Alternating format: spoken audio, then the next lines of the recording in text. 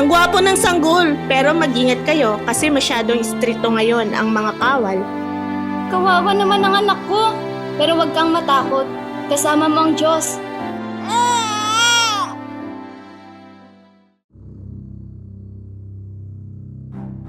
Doon! Narinig ko ang iyak ng sanggol. Bilis! Sundan ang tunog! Mahal, parang hindi na natin kayang itago ang ating anak. Diyos ko! Ingatan niyo po ang aming anak! Ingatan niyo siya! Kumuha ang mga magulang ng isang basket na gawa sa tambo at nilagyan nila ito ng alkitran at dagta para hindi mabasa. Inilagay nila ang sanggol sa loob at pinatong sa gilid ng ilog Nilo sa may mga damo. Maligo nga ako? Ha? Ano yon? Teka, kunin niyo yung basket! Oh, sanggol! Ang cute naman ng mga mata niya! Sige nga, sabihin mo, Mama, Ma, Ma. Ma. Ah, baby ko! Kailangan siguro bigyan kita ng pangalan. Dahil nakuha kita mula sa tubig, tatawagin kitang Moises. Lumaki si Moises bilang isang prinsipe sa palasyo ng paraon. Nag-aral din siya sa isang magaling na paaralan. Lumipas ang panahon.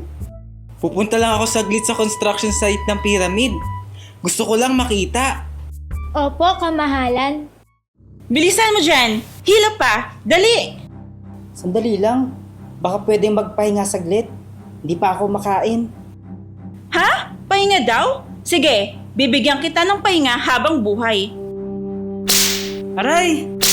Aray! Hoy! Anong ginagawa mo?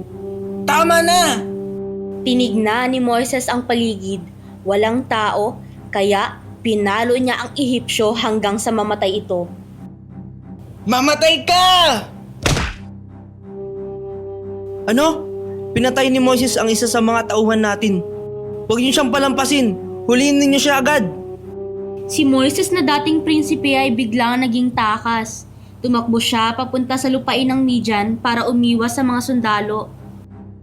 Diyos ko! Bakit? Bakit nangyari ito sa akin? Hindi ko naman sinasadya.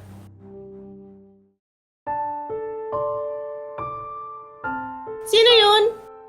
Yung pastol? Ehipsyo raw siya at manugang ng pari na si Ruel. Parang marami siyang kwento, pero hindi pa niya kinukwento. Tumakas si Moises at doon siya nanirahan sa disyerto. Naging pastol siya ng mga tupa. Tumagal siya doon ng 40 taon at natutong mamuhay sa gitna ng disyerto.